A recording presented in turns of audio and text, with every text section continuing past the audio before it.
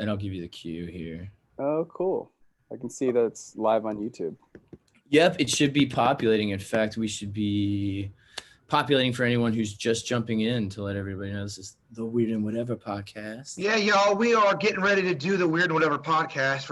It's going to be a little weird today because we're doing it on the Zoom. We're trying also not to get hacked so we don't get any dong pics thrown at us. Damn it. Darn. Another straight reference by Beckett. Yeah, exactly. Starting early. It's because I'm so secure. I'm wearing red, my power color. Oh, So, yeah. Dennis, I can't see YouTube. Do we have people starting to join? I'm trying to see on YouTube. Let me look. So I got YouTube up. I don't know if we have anyone quite yet. I see it now. You have to search it. One person watching. All right. That's me. And probably me. All right, I'm gonna post it now on social media. Perfect. Yes. All right, excellent. I'm not sure if I can do this eye patch during the podcast. Eye patches are rough. I can't read. Oh yeah, I'm just saying they are rough. Even if you actually have an eye injury, they're tough.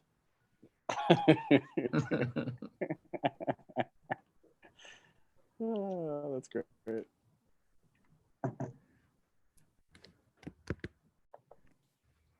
All right, let's see if anyone's joining. Yeah, we got some peeps up in here. What's up? We got Tracy in the house, Meredith in the house.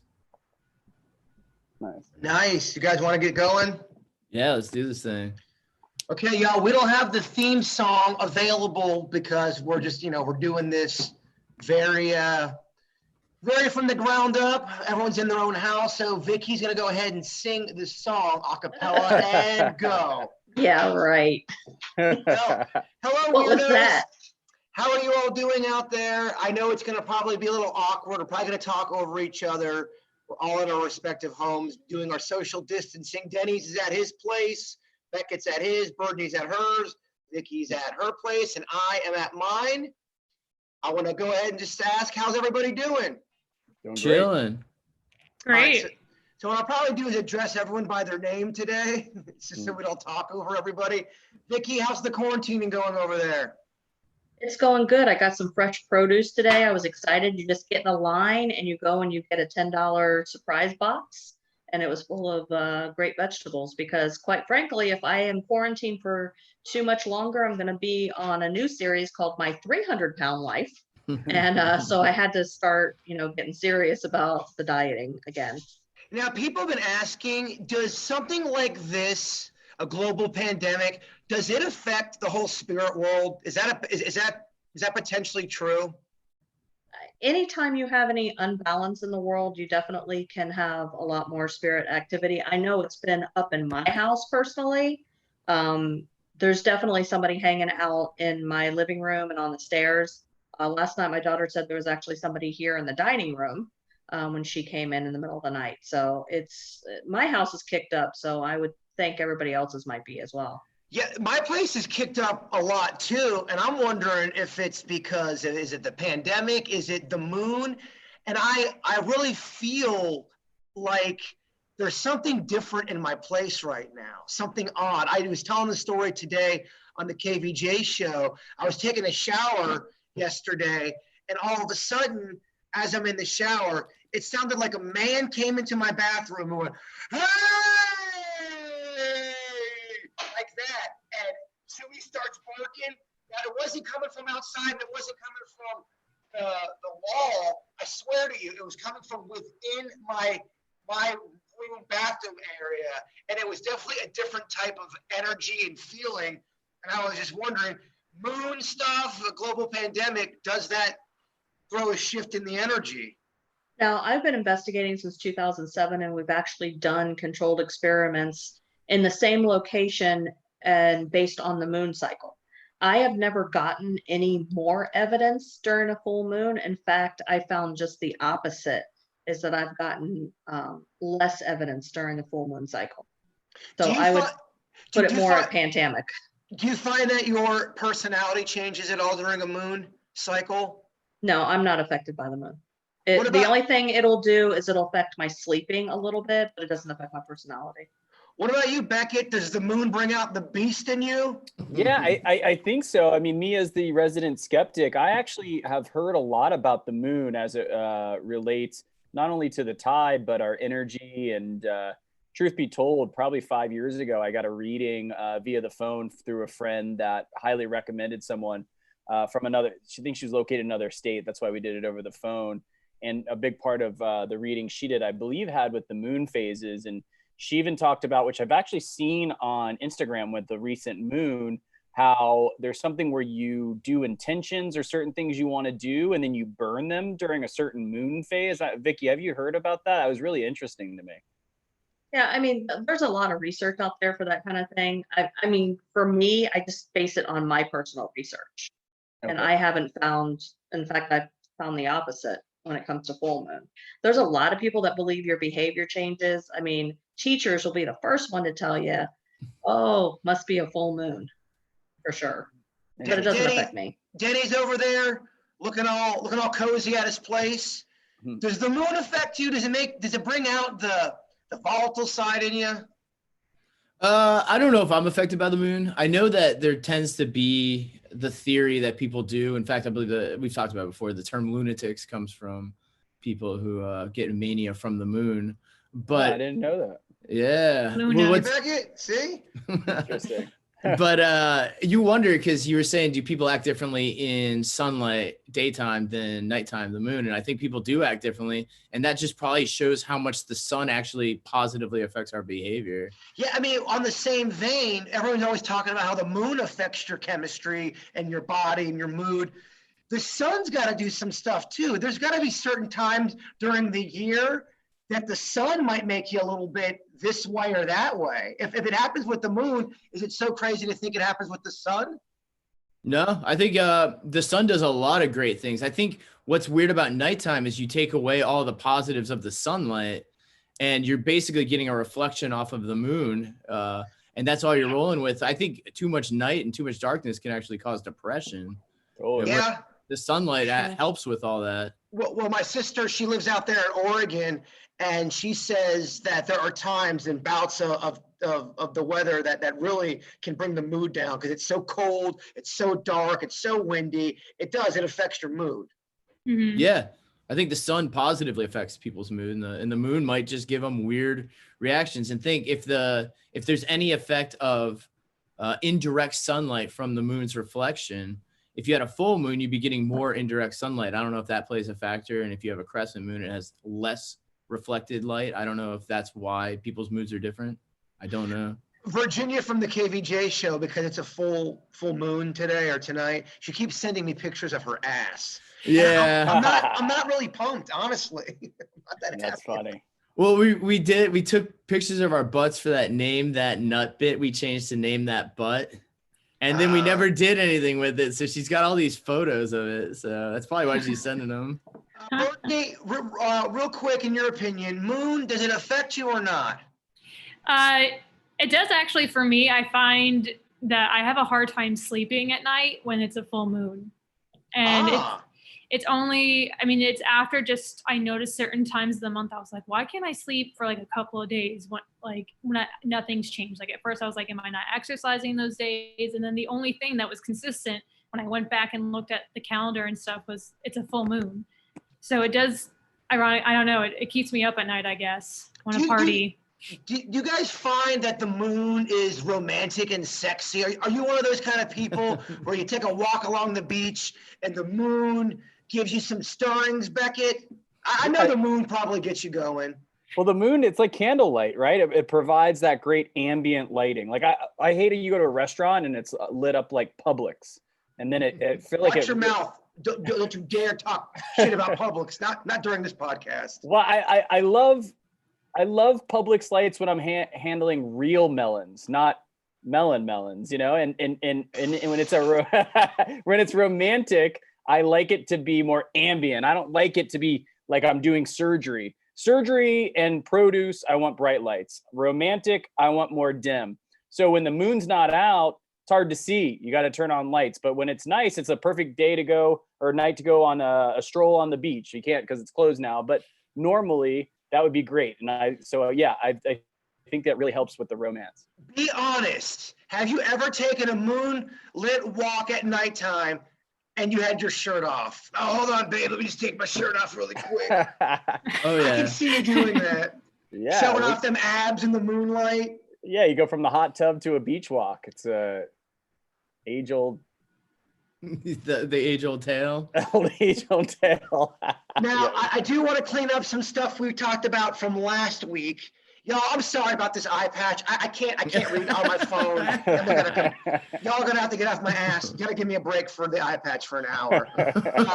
We talked last week. I know Beckett and Denny's was against me and Vicky when it came to the proper way to sneeze and cough. Now, me and Vicky said, what's the difference if you sneeze or cough in your hand versus the elbow? The elbow is gross. Well, Vicky, the numbers are in.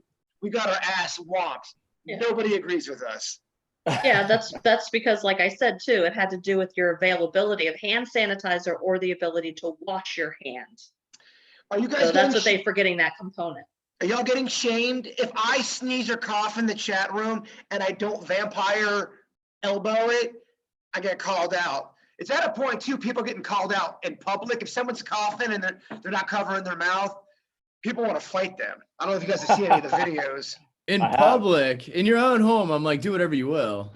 But when you're in public, you got to cover up. Agreed. These are not the times. These are not the times. People are going crazy. Okay, Vicky, you're at Publix. You got to go to Publix because you got to get the essentials. You got to get the water. You got to get the toilet paper. You got to get their sweet coleslaw. You got to get all the good stuff. Somebody sees you and he goes, oh my gosh, I'm fangirling. It's Vicky from the Weird Whatever podcast. I got to take a selfie. And they go to put their arm around you to take a picture. Do you let them take the picture or do you stop them and say, whoa, whoa, whoa? I've never been a germaphobe. So to my detriment, I probably wouldn't say anything because I'm always very conscious of hurting people's feelings. Yes. So, they were, if that really were to happen and they were excited, I'd feel bad if I all of a sudden put a stop to it. So I'd probably let them take the picture. But that's me. Like I said, I work with children. I mean, they're germ factories. I've gotten used to germs. Someone tried to do that yesterday, and here was the issue. I think that they had a bunch of sores on their body, and it kind of weirded me out a little bit. So I was like, let's just take a picture this way. But I felt like a jerk though. But I don't think I should have went in. Beckett, someone with sores comes up to you. Do you try to? Where's your head at? How do you deal with that? Especially when it happens so quickly. Yeah, I think even before this, I would socially distance from said person with sores. Sores and warts have always freaked me out. Like I'm not into that. Sometimes you don't know when people are going to just be up in your social distancing space there. I know. I don't want to be a sore sport, but yeah, that stuff freaks me out. Are you guys going out at all? Because that was just at the gas station. That was at the gas station where that went down, and it was pretty busy there. Are you guys going out and doing regular things? Or are you guys actually staying in and not doing anything now? Let's start with Birdney. No, I've been staying in. I mean, I haven't gone to groceries in probably a week and a half. That was the last time I went out. But I have just been staying home, playing games, playing music.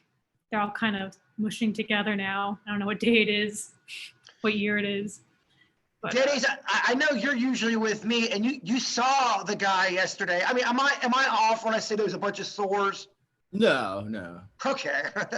Yeah, sores are rough, man. I'm on team no sores, Well, Vicky, you look at me like I'm crazy, but we have a gas station by the actual radio station. There. Yes, and some weird shit is always going down there. Beckett, you would lose your mind. I've gotten coffee actually there before the podcast. Yes. Yeah, there are some interesting characters there. I always use the Apple Pay, especially now, because you don't have to touch anything. It's boop. It's way easier and probably safer. Vicky, are you just staying in too, not going anywhere? Oh, well, now I will, because I finally found toilet paper. So I nice. scored it. I scored, yeah, at Target. I got a 30 pack. They actually had it today. And I'm like, 30, hey, I'm good for a while. Now I have paper guys, towels. give it up for Vicky. Congratulations. Thank you. That's huge. That's big. The other thing we talked about too last week, and we were giving Beckett a hard time, was about tipping. And Beckett was saying how, he's always going to tip higher if the person's hot. If he's attracted to the person serving and there's someone he finds attractive, they're getting a higher tip. And the audience sounded off on that. And they agreed with Mr. Beckett. They agreed. People typically tip higher for somebody they find attractive. I'm just calling balls and strikes. I'm just calling shallow world, Vicky. I'm just calling balls and strikes as I see them. Well, I said that he would win. I just thought he would shallow. Yeah. I said he would win. We're living in a shallow world. Did you guys see this? In the UK, they're noticing gorillas are starting to hoard food and all this stuff just like humans are now. And they're wondering if they are kind of going through the same feelings humans are having. Coincidence, or are they sensing something with the pandemic where they're like, all right, let's get some food. Let's hunker down. What are you guys' opinion on that? Denny's, you're a gorilla fan. Yeah, you're right. Well, I think we've talked about, and I believe there are, diseases and viruses animals get, and I'm sure just like us, they can sense it from others. And when they probably sense like great numbers of that or some sort of, not to be lame, but like disturbance in the animal force, I'm sure they start maybe hoarding. I mean, that's a totally rational thing to do. Well, I think animals definitely have a built-in instinct of stuff that they're in tune with that we're probably not.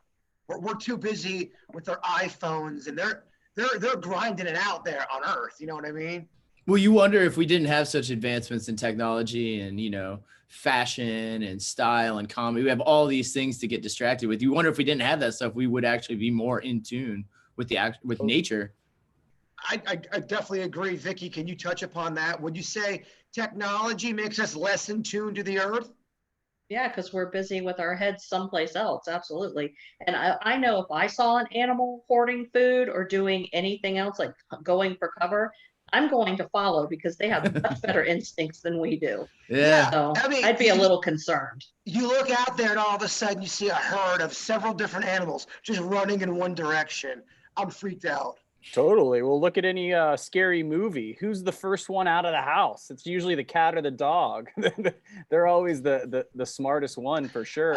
Can we fact check that? I watch a lot of scary movies and I don't notice the dog or the cat being the first out. I'm calling bullshit on that. Brittany, please fact check that. I will. I don't know about that fact going back in. I'll do some research on my side too. Well, I think with all this laughter we're having, I think it's time for some Denny's random facts. That was rough. So that's the latency thing I was saying that might be an issue occasionally. All right, Denny's. Denny's is going to give us a factoid about something he's learned. He's going to teach us.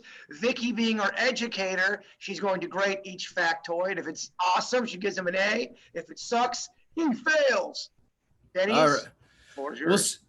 So I just want to see what you guys think about this because I've never heard being sick presented this way. And I'm going to do some sick stuff in here just because we can't ignore, COVID out there. But so feeling sick, I'm sure this isn't shocking to everybody, but feeling sick is part of the body's attempt to preserve energy for the immune system. It makes you act in ways that signal to nearby people that you need help. And the study was theorizing that sickness is actually an emotion. And the easiest way to equate this would be, imagine you're walking through the woods thinking you're alone, and suddenly you're startled by the suggestion of a large animal in some underbrush nearby. Your pupils will dilate so that you can see better. Your hearing becomes more attuned. Your cardiovascular starts pumping blood faster through your body. And when you get fear, you start getting endorphins rush. All of these are responses to the emotions you're feeling that your body pumps out. Now, the theory that sickness is an emotion is when you get sick or your body detects a infection in you, it starts making you exhibit signs that you typically wouldn't in order to suggest to people, as we were talking to animals, they can kind of sense things are happening, that you're emotionally suggesting things to people nearby to signal that you need help or assistance or that something is off about you.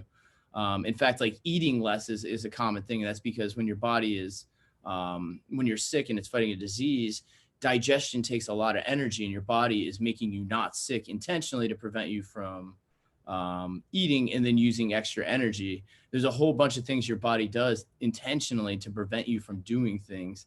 And it causes an emotional, psychological state that you reflect onto people nearby. I know that's a lot, but it was a lot of energy. It was a lot to condense into like a small paragraph of stuff. Now, Vicky, other than it being extremely long-winded, what did you think of that factoid? It was interesting. I definitely believe that to be true. Kind of along the same way. I know a person who does Reiki, and Reiki is energy healing. And All right. usually if someone has an injury, they can feel the energy coming off of that particular spot in the person's body. What she has found that's very interesting is that someone who has fibromyalgia, there's no energy that comes off their body for that. So she almost has a theory that diseases like that could possibly be, I'm not saying it is, but could possibly be more mentally related as opposed to a physical reaction in our body, because it doesn't give off energy. That's interesting, because I've had people email me about my back problems. It's sort of on the same vein as the diseases and all that. So they're saying that the back stuff could be all in your mind, or it's all emotionally based. And I'm not sure how I feel about that, but kind of the same thing what you're saying.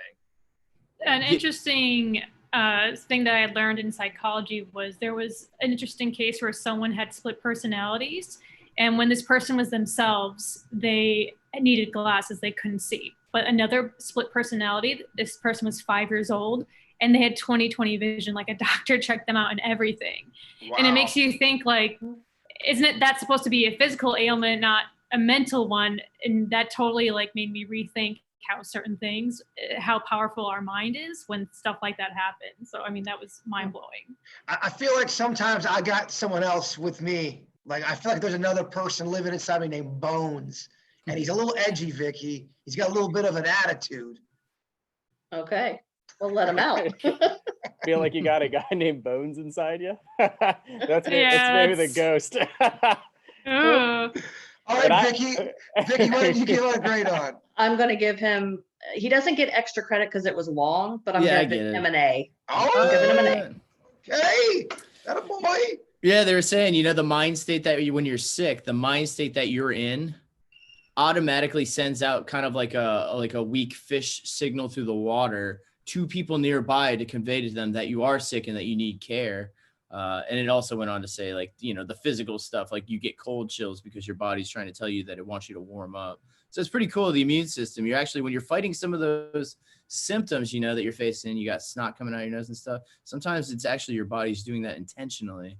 So you're kind of pushing away the symptoms, you know. Have you guys ever heard of meditating or trying to do healing towards a certain ailment? You would talk to it like a person. So to your point, Beckett, you said that warts really gross you out. Well, let's say you look down, you wake up one morning and you have a wart on your hand, and you're really bummed out by it. Beckett, it can happen to anybody. So I don't know what the judgment is for. Yeah. But let's just go ahead and say you have a couple warts on your hands. Some people would suggest that you talk to those warts like they are people, like they are. Some people do believe that, and that is your power of intention through talking to that can totally have the disease or the ailment leave your body. Have you guys ever heard of anything like that? I haven't.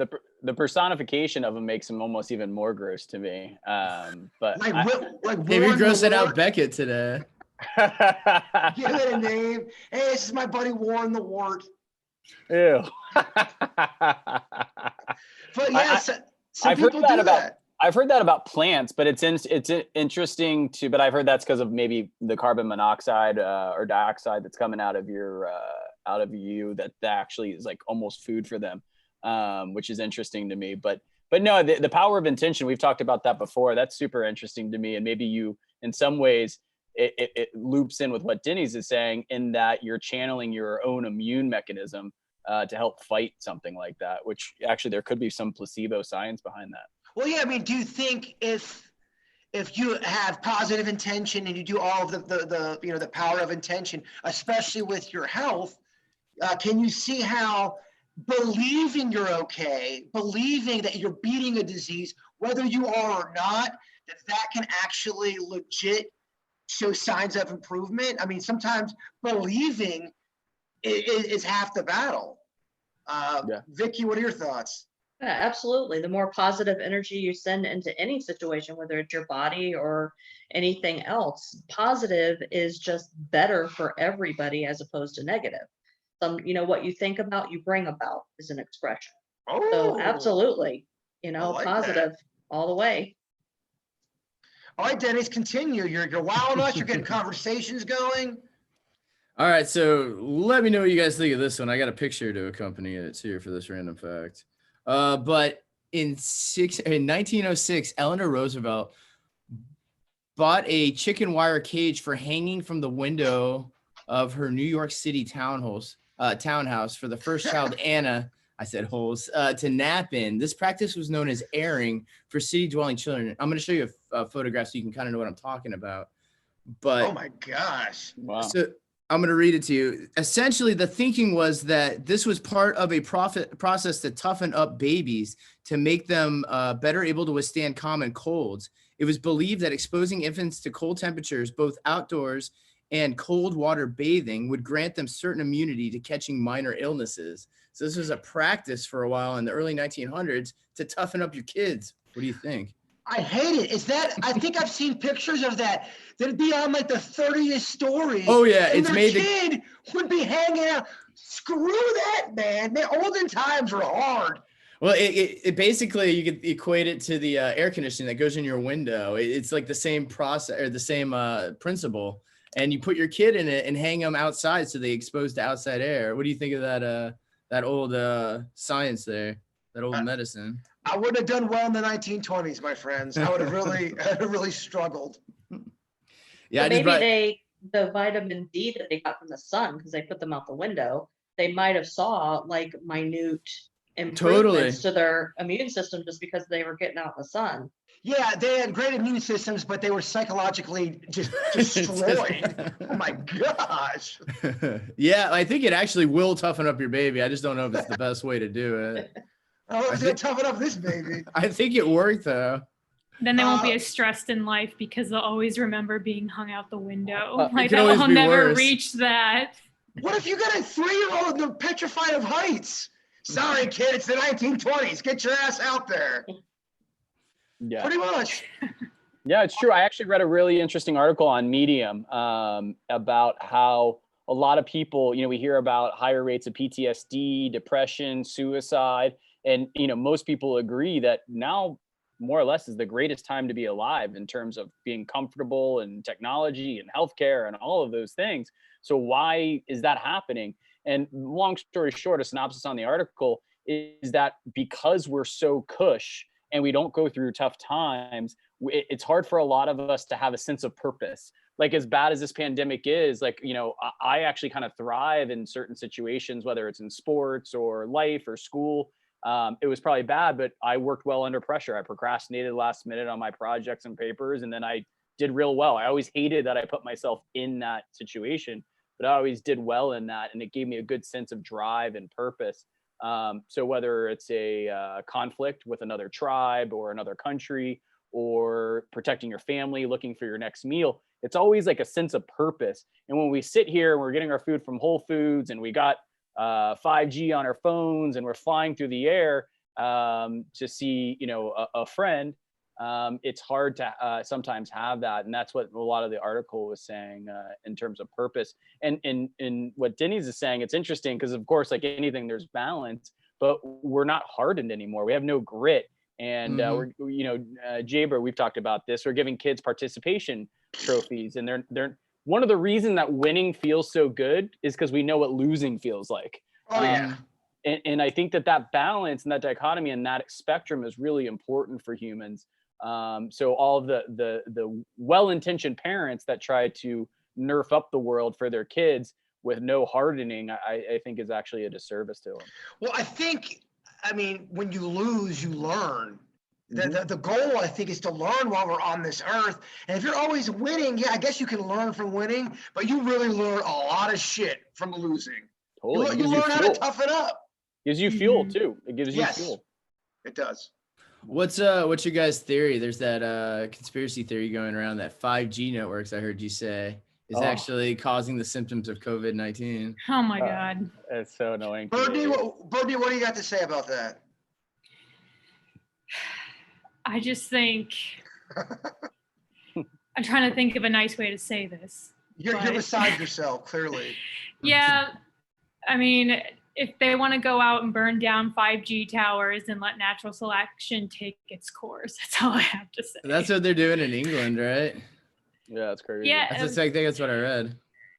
Like, I think there's other things to worry about with 5G, but it's not because of it's not causing COVID symptoms. Well, there's been a big issue with 5G coming up in general because they think that it's so powerful and the towers, the way that they push information, they push, quadruple the amount of information, twice as fast, but the signal is denser, so the towers have to be closer to each other. And people's fears is that the added towers is going to cause more radiation, which is what I would be more concerned about than coronavirus symptoms. But they're saying the radiation symptoms would be similar to the symptoms people are feeling from coronavirus. So that's what the theory was. I think it was all debunked, but it did go around for a few days. There's a lot of crazy theories out there about coronavirus right now. And my advice is stay off the internet, just some. Stay out, don't stay on it all day.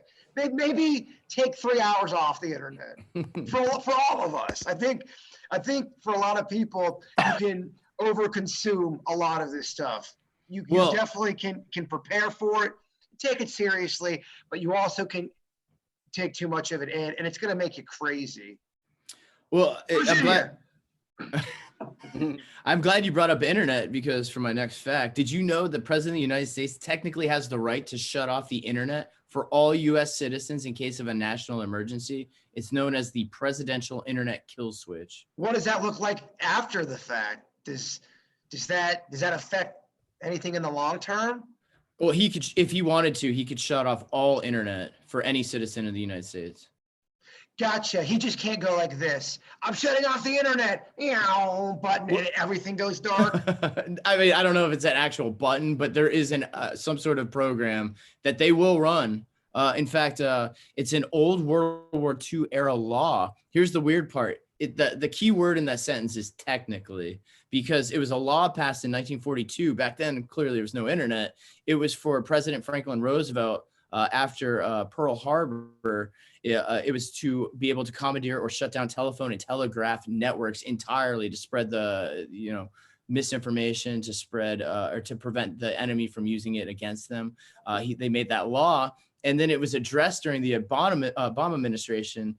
They addressed it in about 2010, saying, what do we do with this law? And they kept it in effect, and they're trying to rewrite it in modern tongue, and it hasn't passed yet. I mean, it's still in the old verbiage, but technically, if you really wanted to, out of a pure technicality, he could shut off the entire internet for the United States. I'm surprised that's constitutional.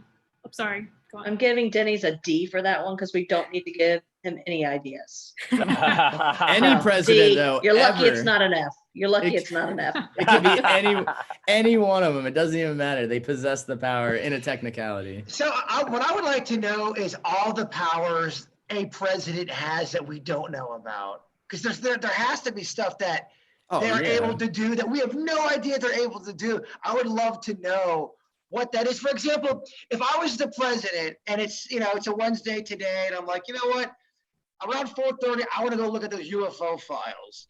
Do I get to just call up the UFO people, who's ever in charge of that military branch, and say, hey, I want those files stat? Is that how it works? I think you can. I think you can call that type of information for sure. Gosh, man, I would love to know what's in those I don't think you're files. allowed to tell anyone, though. I think you can call upon it. What do you guys think? Do you think there's something in the legit stuff in those files about UFOs and aliens, or you think it's all, there's nothing, everything that they've investigated is all something they can explain? Or do you think we've definitely been visited by aliens or UFOs? Vicky? Well, I think that if there wasn't anything in those files, there would be no reason to keep it secret all these years. Great answer. Yeah, for sure. Great answer. Why even have the file if there's nothing there? Right. I've talked to too many people in the military, and these are people who are legit officers that they care about their credibility, you know? These aren't just somebody walking down the street that nobody knows that's just trying to get some attention. These are people who are decorated officers, and they're coming forward and saying, back in the 40s, back in the 50s, back in the 60s, there were all of these certain events or ships that they saw in the sky that really legit happened. They had witnesses, and then after the fact, it was brushed under the rug. They couldn't talk about it. But now in modern times, after years have gone by, they're starting to chirp. They're all lying about that? What's the agenda? Well, I bet initially they didn't want to say anything because they probably didn't want to accidentally leak information to the Russians or whoever at the time they were trying to keep, intelligence from. Or getting laughed at too by their peers. I think that was a big part of it too. For sure. It was made fun of immediately by the media to make it seem, crackpot and insane. But yeah, I mean, a combination of both of those. Yeah. And I mean, back then, not that people don't now, but I think it was more back then that people took pride 100% in their jobs, how they felt about their country. There was a lot of different things that were pushed that are like a little looser now, I would say. We have many facets. People are allowed to be outside the mold a little more than they used to be back then. So I think all of that played a role as well. Do you feel like there was more patriotism when you were younger? Do you think that's changed? Do you feel like that's changed? Absolutely. Let's start with Denny's, go and finish off that. Oh, sorry, I didn't mean to interrupt. It's tough. It's tough with this thing. We're still getting used to the Zoom. Yeah, I do feel like it has changed. And I don't know if that's because internet, for all of its blessings, also has a bunch of bad things that come along with it. Misinformation, spreading information. Also, you were probably back before internet, you were a product of your upbringing or your social circle that you fell into. So if you hung out with people that thought this way, you tended to probably, agree on that type of stuff. Vicky, now with internet, you have exposed to everything. Do you see a difference from you being a kid to now? Is it more patriotic? Is it less patriotic? I think it's less patriotic because right now the country is so polarized and we're divided. I mean, I didn't grow up, I'm old, but I didn't grow up during the Civil War, which you would have seen that big division back then. We have a big division now, and that's just a fact. And because of that division, some people are a little hesitant to have pride in America right now. I mean, I'll just say it. Yeah. Some people are a little afraid because in other countries, we're losing some respect. Do you see a difference, Beckett, from when you were a kid?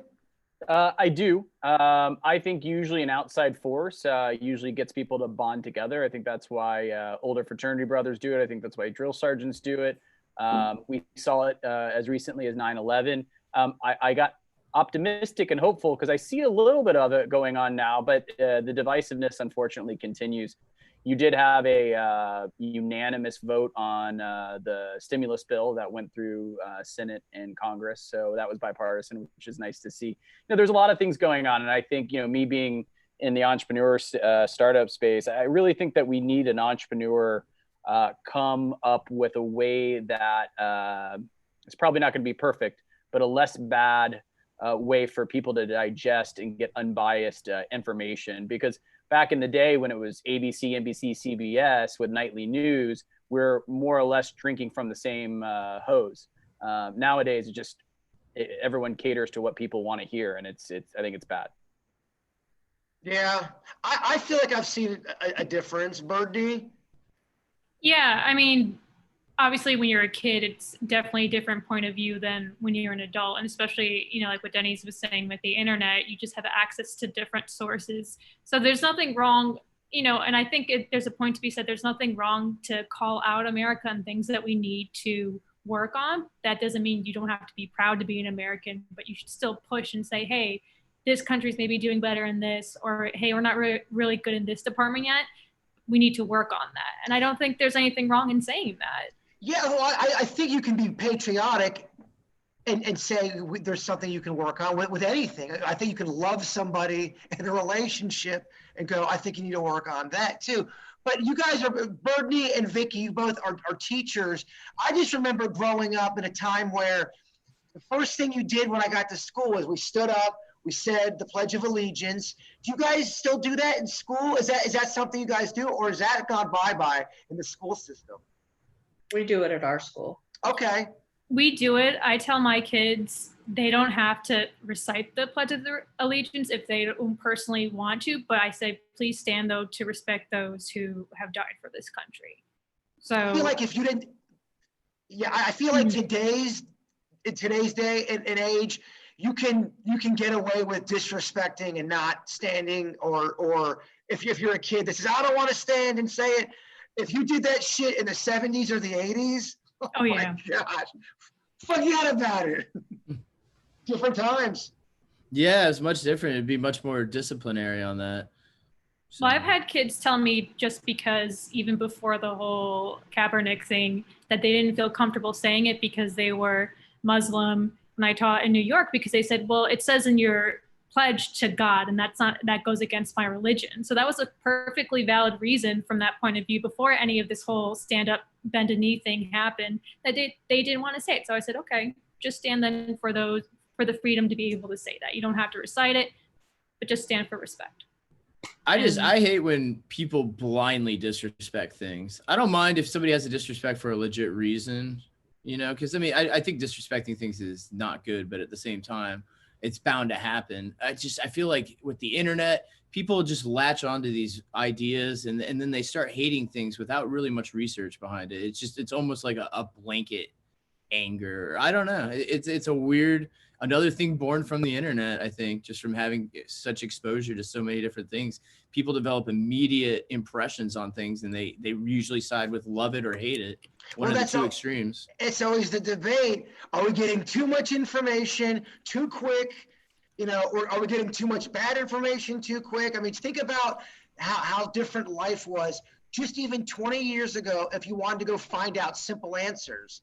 Sometimes you had to get your ass out of the house, drive to a damn library, and look shit up. Dewey Decimal System. The card catalog.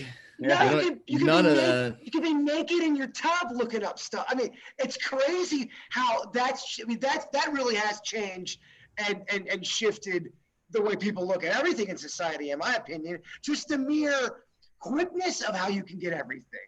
Oh yeah, it's made us all expect it fast. It's a great point, Jay Bird. And as you're saying that, I'm thinking about it.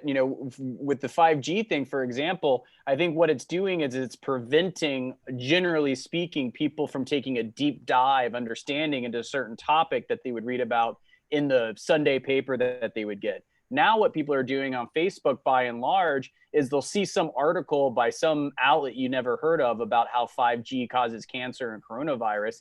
And all these people do are, and I can tell because I'll actually read the article, and the person that posted it, they're just reading the title of the article. And I can tell by the way that they put a post along with it. I'm like, you didn't actually read the article, did you? You just actually read the title. I love when someone cites their facts, like, dude, it's right here. It's on BuzzFeed. I'm like, you son of a bitch. BuzzFeed.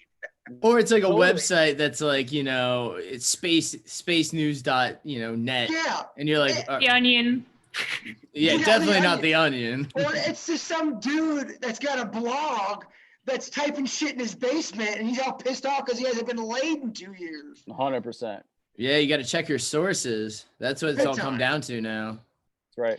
But these days, it's all about who's first, who's getting the clicks. I know we talk about that a lot, but the reason why we talk about it a lot is because I think it's a big part of certain reasons why certain atmospheres are the way they are. Mm-hmm.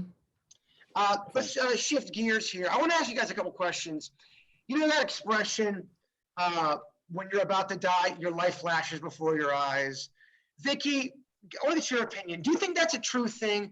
Do you think whether you're being attacked by somebody or whether you're on your deathbed and there's a process of death, do you think there's that moment where it all flashes before your eye, kind of like a little mini movie?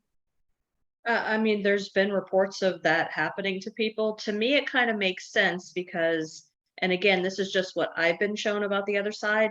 If there are things in your life that you didn't do exactly right or things that you should have learned in your life, you have to take care of those when you first go to the other side. So if we are looking at our life in review, right before our death, that makes sense to me, that those moments that maybe you needed more reflection on are going to pop up. So you know exactly why you're put in that classroom on the other side. So you talk about learning and teaching on this side, on this plane.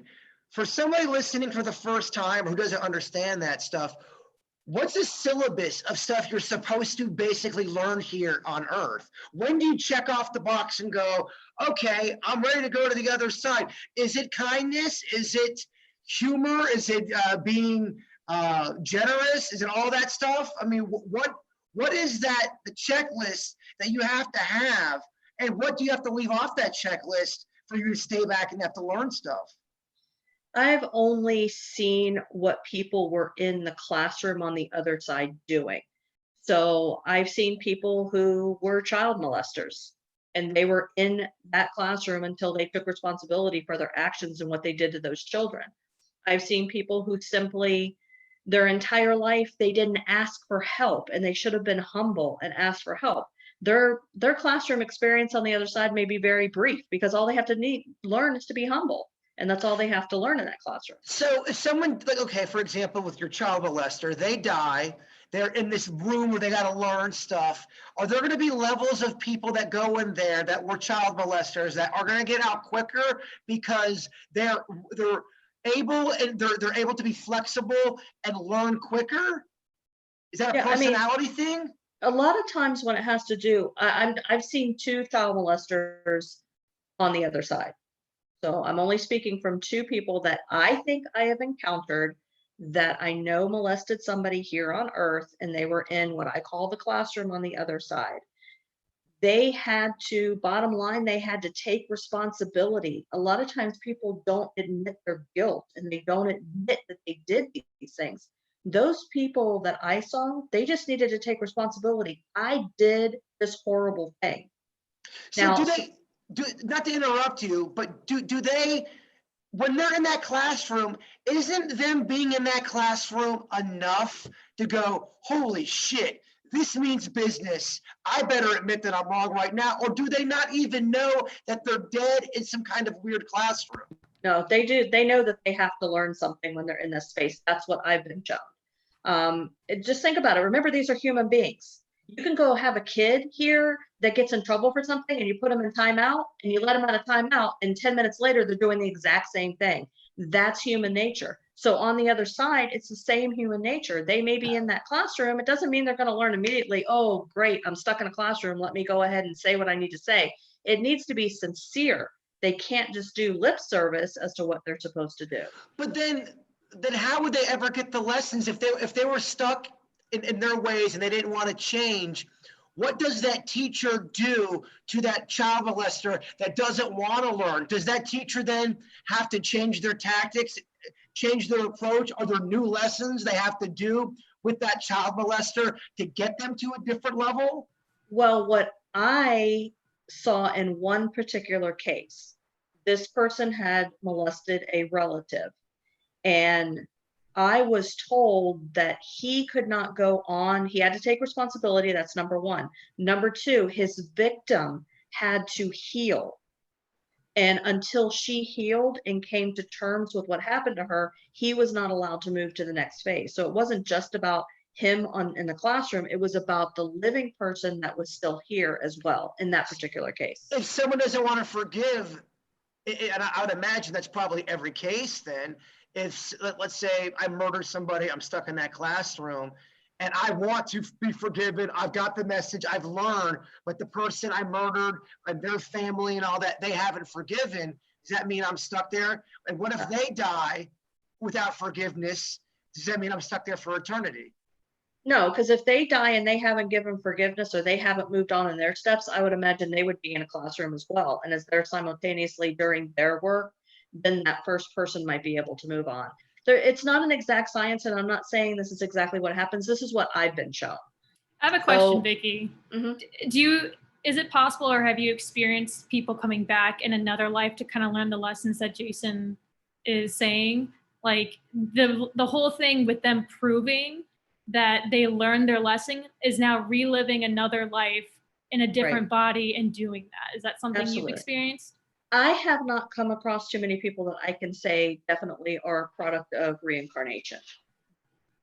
But the theory makes sense because I've been told by other psychics that if you die young, it's because you only had to come back for a brief time to learn what you should have.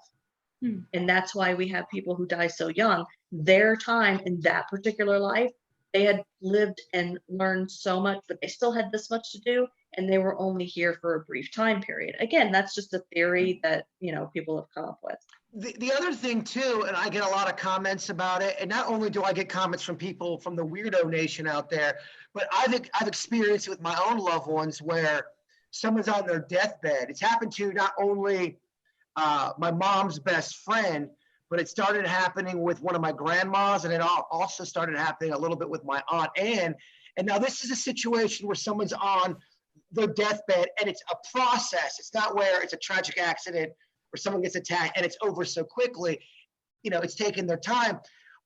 In all those cases that I'm talking about, they start to see and start talking about their loved ones that have already crossed over. And I brought this up before, but my mom's best friend, Joyce, she was on her deathbed, and she kept on saying that it was probably maybe an hour before she had passed, maybe an hour and a half. She's saying Kay, which is my mom, and her mom was at the window, and they're waving at her, and they're waving, and they're telling her. So is that just the brain going crazy and haywire right before your death because you want to feel some solace?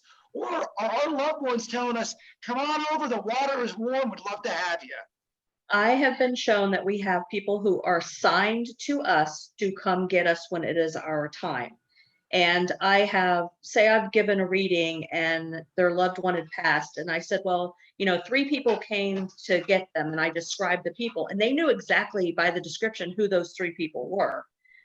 You can call it whatever you want. That's what I've been shown. And we have certain people that I believe are assigned to us that are going to actually come to get us. It's kind of like the cool person picking you up from the airport. You don't want someone shitty picking you up. You want it to be a cool, fun ride back home. Right. It's usually somebody that you had a huge mega attachment, or if they were somebody that took care of you in life, and now it's their job to take care of you on the other side to help you transition. Real pissed off at you picking me up, Denny's. Yeah, I hear you. It's usually me though. Do you guys have something? Okay, this isn't supposed to be a morbid question. It's really not. It's supposed to be more of a question of, all right, I want to get some shit done in my life. If you were to pass away today, is there something in your life where you're like, damn it, I really wanted to get that done or do before I left this earth, that you would feel a little bummed out that you didn't get to leave your imprint on or put your name to? Let's start with you, Beckett. I think before I leave this realm, I want to have a kid. So that would be important. I'm working on my dissertation, so that's the albatross around my neck that I would love to finish grad school up. But I think in terms of deeper meaning, the kid thing I think would be important before I left the earth. I like it. Very, very deep. Very, very soft side of Beckett. Birdney, what about you? Anything? It would have to be either places I wish I would have gone and visit, or finding someone who I would have been married to, kind of like find that person who I love enough to make that vow and commitment to, and then like legit true love. Yeah, like this is the person I want to marry, not just I settled with or whomever, but just like I found that person in this lifetime. They just get you going mentally, they get you going physically, they're your best friend and your lover. Yes. Denny's, what about you? By the way, Denny's, by the way, just to let you know, your mustache, the top hat, the top part of your beard, popping. You think it's by accident? No, I'm just kidding. Probably like Beckett, man. I'd say the same too. I would probably try to have a kid before I pass. I think that's just part built into the DNA, the genetics. So I'd say that would probably be the big one. As far as things, I mean, everything I do, mainly, I try to do for the betterment of my own self. So it really, I mean, I feel like as long as I continue on the path I am, I'm doing all right on that, Vicky, do you have anything? Well, I have kids. I have someone I love. mine sounds a little weird maybe, but ever since I was a little kid and read Nancy Drew, I've always wanted to be a private investigator. That'd be cool. So I could talk every summer since I have the time, going, because you have to apprentice under a licensed private investigator in order to even attempt to take your test and get your license. So I will be kind of bummed if I never take a summer and actually do that and have my private investigator's license. Very, very cool. I love it. Good answers, you? y'all. Yeah, But Bird. yeah, Bird. For me, on a vein level, like on the shallow level, I would feel bad that I did not. I think I could get better musically. That I feel like I slacked off many years, and I got to attribute a lot of my recent success to Denny's, because Denny showed me a lot of cool stuff and discipline of just. If you want to get good at being, at an instrument, you got to practice and put the time, and it sucks, and you have to suck a lot. It just takes a lot of effort and a lot of trying and a lot of annoying moments. And I would feel regret if I didn't stay that course. That's on the shallow level. Now, on more of a spiritual level, I would feel like I have done a great disservice if I never conquer a lot of my panic disorder problems, because I feel like I could do a lot more for other people if I could actually knock that down.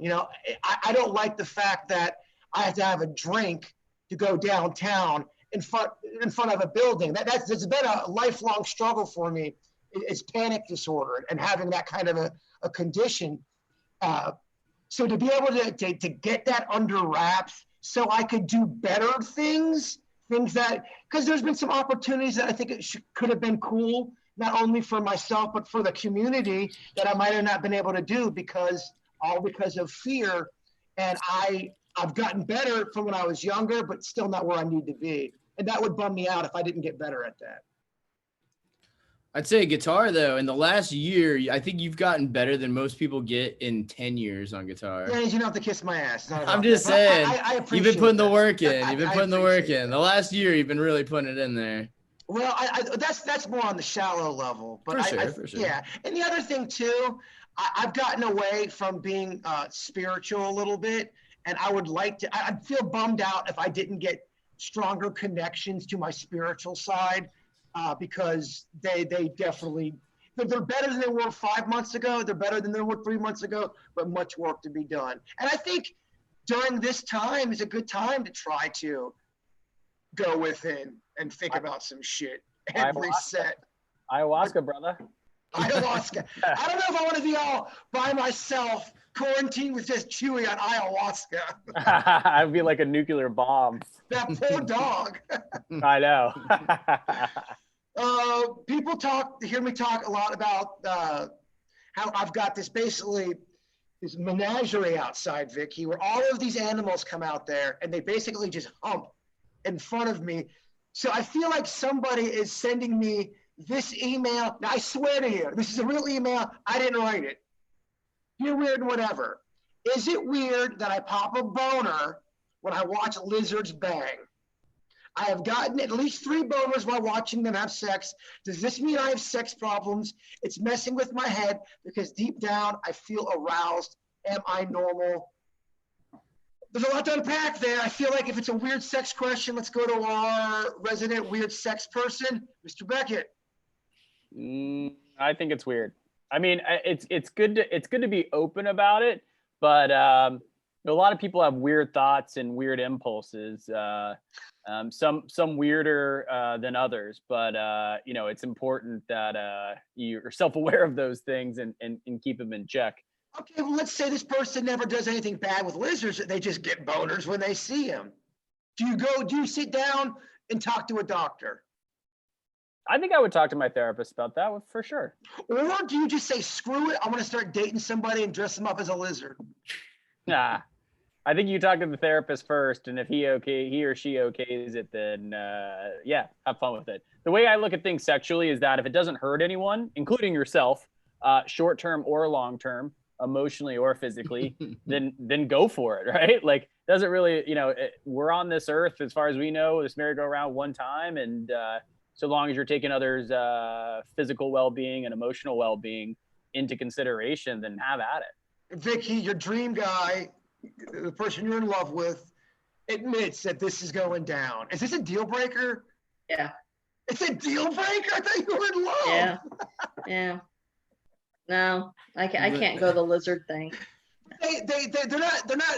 They're not actually doing anything to themselves. It's just feelings and urges. Yeah, well, I would take that personally that he finds lizards more attractive than me. So yeah. Birdie, you find that person we're talking about, that dream The person, love of my life. the love of your life, but they have that one little lizard thing. It wouldn't really bother me too much. Like, I would be suspicious maybe they're a lizard person, but I mean, I've heard so much more weird thing from friends who've been like, my significant other really likes this, and I'm like, that's strange. What's the strangest thing you've heard? Oh, I can go really deep into it. You want to hear? Yeah. Yes. I've known people who their sexual partner turns into, like, it's not a split personality. They just like doing it. They like turning into a 5-year-old boy that has his own personality and going, "Kuh-kuh," when they. Yes. I have heard.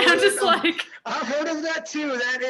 It's for Brittany's right. That's a legit fetish for some people where they transform into a small child of some sort, and that's how they get aroused. And like they've gone to therapy and stuff, and they've said things like, "Oh, that's not, like they weren't concerned about it like it was a fetish." So I feel like if that's okay, then the lizard thing's okay as well. From what I've read, Vicky, because Vicky, you look horrified, specifically to that subject, Brittany, that it's all part of that whole taboo thing. And there's something with the human beings love a taboo, Beckett. And the psychologist was saying, as long as you keep that as a fantasy, you're fine. And then I've read the comments on the article, like, who the shit is this quack doctor giving this shitty advice? You're a weirdo. Denny's, what are your thoughts on all this stuff? Lizard banging, and what Bertie's talking. Yeah, the lizard, I mean, it probably wouldn't be a deal breaker for me, but it is weird. I find lizards a little aggressive too, because I feel like after they mate, they do those push-ups. You ever seen that? I feel like they're flexing on me and shit. Yeah. And then they have salami neck. And then their neck kind of, it's all so aggressive. I don't know if I'm into all that stuff, but yeah, and they tangle up. I don't know. They're like alligators when they have sex. It's weird. But Jen sat you down and said, Denny's, I'm struggling with this. I get these urges. I'd be fine with it. Yeah, you're cool with it. Acting like a kid's rougher. Vicky's the only prude in the chat room today. With lizards. Maybe if it was another animal, but lizards. It's crazy, man. It seems like every month there's a new fetish that people are into. Yeah. And you wonder why. You wonder if it's all just, again, people writing shit to get stuff out there to see what sticks. Because people are into dinosaur porking. Are they really though? Are they? Well, probably like one. I think Joe Rogan posted, I mean, I guess this isn't that taboo or that surprising, but they have quarantine porn now on Pornhub. That's not taboo, Beckett. It's very vanilla. What does that entail? Yeah, what actually qualifies it as quarantine porn? Well, probably you're stuck in the place, you can't leave. Maybe there's a doctor scenario there too. Someone's got the antidote. I think they're wearing a mask, PPEs. Yeah. Well, that's pretty hot. Yeah. Well, I mean, that lizard story didn't give me a boner, but your story did, Beckett. Just kidding. Just kidding. Just wear a mask. I think Pornhub's giving free premium memberships as a result of the coronavirus. Which you think. Yeah, Beckett, come on. Beckett. I heard. And I mean, what a bunch of sweethearts Pornhub are. They really know how to get back to the people. They'll come a calling. Don't you worry when Corona's gone. Okay, if you were quarantined for 5 years, you cannot leave the house. You get one show to watch the rest of your life, and that is it. So when you put the TV on, that's the only show that's ever going to come on. Now you'll get the various episodes. Let's start with you. Let's make our answers quick. Beckett, what's your show? Ooh, I think I'd probably go Friends. Really? I wish I could kick you out of my house right now. Well, Friends? Friends and Seinfeld and Curb Your Enthusiasm, like all those kind of shows, like they're always funny. like after you watch like the Ozarks of the world, the Homelands of the world, like you know what happens, and like I don't know, like the story, which is a lot more in depth than an episode like Curb, Friends, or whatever. Like you already know what happens. It kind of, for me, it loses its luster. I rather go with like the Seinfeld, the Friends, where it's always going to be funny. Damn, I didn't know Becky was such a swimmer fan. Take a swimmer. And think about the length of it. How many seasons are on Friends? You got a lot more diversity than some show that only went a season or two. Okay, so far Beckett's losing this argument. Vicky, what's your answer? Supernatural. That's the name of the show, Supernatural. Supernatural. Mm-hmm. Okay, Birdney. You know my answer. Oh, I do. The Office. It's my answer. It's probably my Office answer. for me too, Birdney. I'd say The Office or Quantum Leap, one of those two. Wait, the Office is not that different than Friends. It's the same thing. Office is so much better than Friends. Yeah, it's actually funny for one, and it's not cheese dicky. Sitcoms. I'll get those hate emails from the Friends crew, Denny. Yeah, I was gonna say millions of people can't be wrong. Agreed. I'm being a troll, but yeah, definitely not Friends. It's The Office for me. I like that. Okay, you're quarantined for 5 years. You get to listen to only one musician. That's it. You hit play, the only music you're getting is from that one person. Birdney, who do you got? Can it be a band or a person? A band or a person? Oh. I would probably, my favorite band is of Monsters and Men, so I probably choose them. Okay, Beckett? I think I'm in between Sublime or Sinatra, and I know they're two opposite ends of the spectrum, but they have so much good music, and Sublime's probably one of the only artists I can think of, save a couple others, that I could listen to every single album, even their unreleased stuff. It just never gets old. It's great for drinking. It's great for the beach. It's great for anything. Sinatra. Finish this off. I don't practice Santeria. I ain't got no crystal ball. But I had $1 million, but I spend it all. Nice. It's great. Those are classics. Sinatra, you can just kick it with. He's also got just tons of albums, live shows. Did It My Way. You just can't go wrong. I think that's like a pair of Ray-Bans. His whole album is just timeless. Pair of Ray-Bans. I see you're dropping Ray-Bans, Friends, and Sublime. We all know who I am. Beckett starter pack. Vicky, who's yours? Is it Prince? Oh yeah, you know it. Okay, I mean, he's a legend. He's got plenty of hits. Mysterious. Yeah, they're all different. So I mean, you got so much to choose from. The weird thing about Prince for me is I don't necessarily love a lot of his music, but holy shit, I love watching live videos of him play an instrument.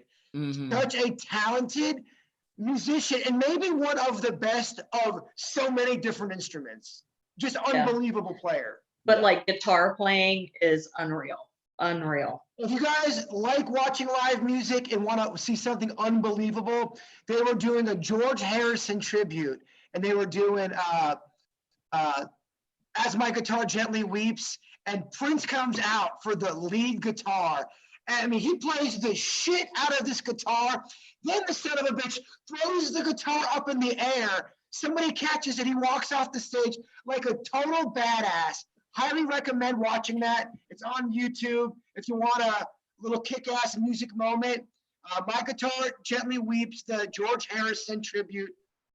Tom Petty is singing on it. It's really, really good. Wow. Denny's, I think I know yours. Yeah, it's probably Ben Gibbard, Death Cab for Cutie. Yeah, that's good. Yeah, he's got a big list of stuff. He's got solo projects. He's got other groups. So, I mean, there's a lot of work there. Who's that? Ben Gibbard from Lead Death singer Cab. of Death Cab for Cutie. You ever listen to that group, Beckett? Not really. Man. Nah, he's too busy listening to Sublime and watching Friends, bitches. Sublime's up there. I know all the work from Sublime too, all the unreleased stuff too.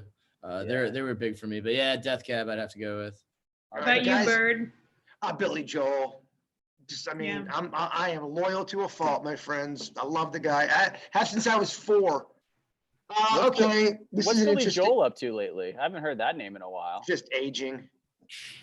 Yeah, but usually these singers like are golfers. They age well. Like even No, Elton John- honestly, for Billy Joel, he still crushes it. He's got a residency at Madison Square Garden. It sells out every time. He's a legend. He's honestly like at a Beatle level. but he's still doing some live stuff. You said? Oh yeah, Okay. oh yeah. He's dropped down a few keys, but look, we're all going to be dropping down something when we get older. That's right. Something's going to drop when you're older. Yes. Anyone that could marry Christy Brinkley, I'm a fan of. Cool note, Beckett. Hey, Eddie, you guys can play at home too. This is a quarantine game. The chat room, play along too. I want to get your answers. You guys get to have sex guilt-free with one celebrity. Who is it? For one night, anything under the sun goes.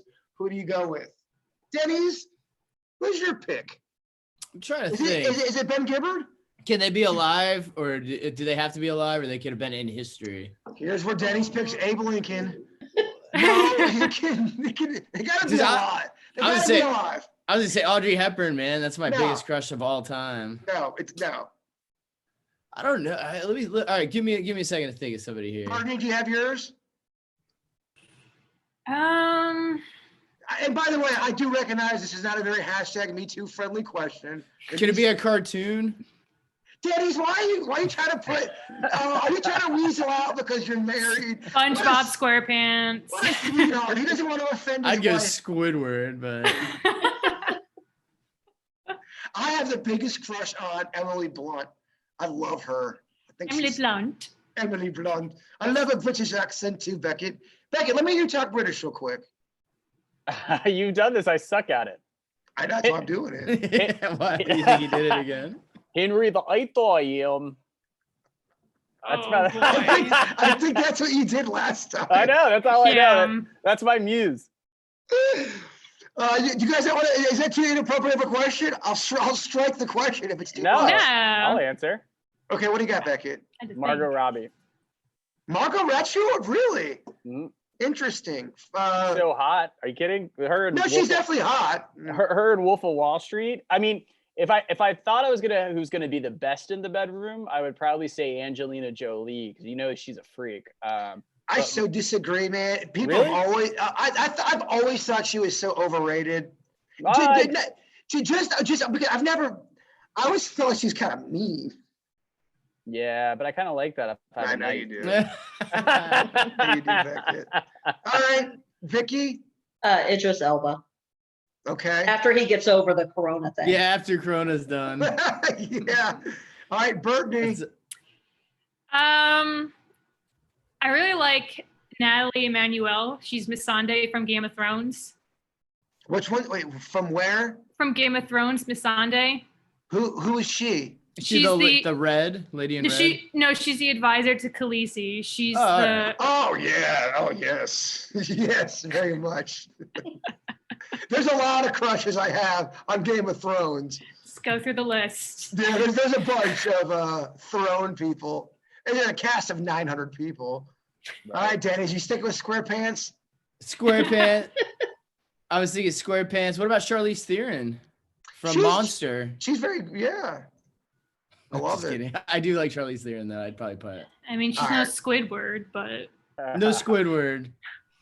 Okay, and I would like to go ahead and give you guys a chance to give me your one positive thing that's happened this week. I know it's trying right now during these times, but I'm sure there's something specifically you can think of that's different than you've brought up before that's been a blessing or positive that's gone on this week. I'd love to hear it. Who wants to go first? Are we Don't everyone. Are we doing a question of the week too, or no? I don't know. True. Sorry. As we were. Yeah. We can make up a question. Thanks for cutting me off, Denny. I just- Another topic at me. It sounded like we were wrapping up, so I just wanted to make sure if we had that. That I could be wanted to... question of the week, like what's someone positive about, think positive during this time. I actually would like to hear what people are saying. Don't make it generic, though, because I think we all agree. Talking to my loved ones, it's been great. Something that's more unique and specific. Like if you had an apple Danish that just kicked you right in the nuts, and it was great, and you loved it. or, you know, whatever parts you have, kicked you off, whatever. Yes, Vicky. I will say, because they just sent the announcement out yesterday from the Palm Beach County that right now they don't think that they're going to have graduations for the class of 2020. They're certainly not going to have it at the fairgrounds. They're looking for another possible venue at a later date. And I have a son who is graduating this year. He is the class of 2020. And I love the fact that he just took it like he takes everything. He's like, oh, okay. And I said, they'll send you the diploma in the mail. He's like, okay, cool. Yeah. He didn't make a big deal about it, just like everything with his life. He's so chill, and he was just like, okay, it is what it is. Low maintenance during a high maintenance situation is a very awesome thing. That's great. Yeah, low maintenance all the time is awesome. Yeah, I hear you. I hear you on that. All right, Denny's, with your poppin' mustache. Oh yeah. Is it your mustache? Is that what's your blessing? Yeah, it's weird. I just wear facial hair very drastically in this region. I just shaved not too long ago. It's funny just how fast my facial hair grows. You look like a dime piece, kid. I'm just busting your balls. Oh, thank you. I'm glad it's popping in this light. It is. I would say probably I'm just thankful that we have, you know, as much as flack as we give technology and the soullessness it turns people into, you know, the soulless husks of people it turns us into. I am really thankful that we have technology to where we can communicate like this. We're doing our first remote podcast with each other, all because we're trying to, you know, not spread a disease or to help further spread a disease. And so I guess I'm kind of thankful that we just have this ability. Like you said earlier, Beckett, we live in a time frame right now where everything's at its, you know, its apex. How come, you know, people aren't happier? And I think because ultimately the fundamentals of life are the only important things, no matter how much cool, like fun dressings we get. Ultimately, it comes down to, even if it's through technology, finding ways to communicate with each other. Because I think humans by nature are just kind of social creatures, tribe creatures. So we're just in a great time. Imagine being back when there was the plague. There was a chance that you could die before even letting any of your loved ones know that you were sick. Oh my gosh, we talk about that all the time, how back in olden times, you're watching those documentaries and they're writing letters back home. Oh and my they're gosh. talking about of all of the terribleness that's going on. And they're like, kiss the family, tell them I love them. Yeah. I just had a birthday. I turned 19. They live these lives of unbelievable pain and heartache, and they were only 19, 20, 21. Yeah. We're Yeah. bitching and moaning because we can't find a remote, Denny's. Yes. Yes. All right, Becky, what do you got? I think it's kind of a more of a robust answer in that it's not just one thing, but I think it's a pause for me personally. And I think it's always hard when you're in the tornado or hamster wheel, whatever metaphor you want to use, to have a forced pause. And this is probably as close to a pause as I'll get in my life, and gives you some presence of mind, some ways to resharpen the saw, so to speak. And that's interesting. The other thing is a global connectivity that I don't think anything other than a global pandemic or an alien invasion would curate. And what I mean by that is, if we had a tragedy like 9/11, Pearl Harbor, some other kind of tragedy, it's more acute in its carnage, in its effect. And right now, the world and humanity, we're really seeing and forced to see and realize, and hopefully that really sinks in and stays with civilization, how connected we are. And there's probably few things in all of our lives, a marriage, a birth, a certain loved one passing away, that, you know, if we look back on our deathbed, that were milestones in our life. And this is going to be a milestone in everyone's lifetime that's on the earth right now. So that realization, I think, is interesting and important as we go forward. Birdie. Personally, I mean, I'm just glad for the extra time to do whatever I need to do that I either would have procrastinated doing or that I wouldn't have done. So playing a lot more music, playing games, you know, having good quality time with myself, and then asking myself, you know, to think, okay, when after all this is done, where do I want to go with my life? And actually taking that time to think through and not be like, well, I'll think about it later because I'm busy right now. Like, I actually have to sit with myself now. Yeah, no, I love it. I mean, to what all you are saying too, I mean, I think when life is normal, it's easy to be on that hamster wheel and do the grind and get caught up with all your bullshit. But even something like something as simple as, normally I wouldn't play video games with the Denny's on a Friday night. I try to either rest from our schedule or try to work on something from the show. And lately we've been doing this thing where I go over to Denny's house on Friday night. We play video games together. We stream it for KVJ Nation and the weirdos to watch and comment. And I'm literally looking forward to doing that small little thing. When I think about it, I get cozy feelings. I'm thinking, okay, I'm going to bring a sack full of snacks. I'm going to go over there. I'm going to play video games with my buddy. I feel like I'm 12 years old again. And just something that simple and being able to connect with really does give me a fresh, positive perspective. And I'm looking forward to it. Oh, yeah. I already got it installed, ready to go. MLB. Oh, your ass is going down, baby cakes. It's been a long time. I think I only played like once other time before against you. That's why I have this patch on my eye, Beckett. I lost video game against Denny's on Friday. I just couldn't keep the eye patch on because I'm reading my notes on my little phone and I couldn't see shit. Hey, if you guys do MLB live, I'll make a bet on it. I'll watch, even if you guys just loop me in for the 9th inning, I'll watch that live. You guys are playing. Yeah, it'll be on YouTube. Okay, Beckett, we're only good enough for the 9th inning. Real cool.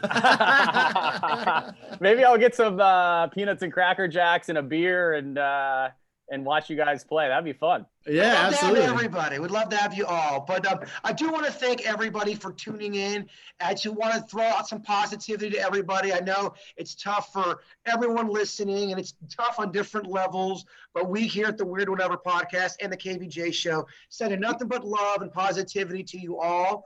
Make sure that you do leave your positive comment down in our section when this video uploads. Let us know the little things in your life that is giving you small little wins, keeping you just positive and keeping that spirit uplifted. I think sometimes when you see other people uplifted and you share that with them, it kind of a chain reaction. And let's go ahead and get that going. There's enough negative out there, and there's enough ways to get negative information. Let's try to change and do some positive shit. What do you guys think? Love it. Love it. Okay, you guys got it? Any closing thoughts? Yes, I do. Actually, I wanted to give you a warning, Jason, because I had a dream about you last night. Shit. Kinky. All right. Yeah. I've been quarantined a while here. Well, it was a quarantine dream. I dreamed that you broke quarantine and you had a lady over and you got her pregnant. Oh, sorry. And I don't mean to swear. Sorry. But the biggest thing that you were worried about is she didn't have a sense of humor. Like, you weren't so worried about the baby and having a baby. You were worried because she didn't have a sense of humor. I'm definitely not worried about a baby. That I feel like I could handle a baby. What I could not handle is raising a baby with somebody with no sense of humor. That would be a nightmare. Yikes. Wow. So Well, thank don't you for break that quarantine. I'm not. But we're staying strong. Swear. I've been very virginal since November days. Yeah, no, you're quite chaste. Well, guys, thank you for tuning into the Weird Whatever podcast. We love you so much. Stay safe, guys. Wash your hands. We love you all. And Bigfoot is real.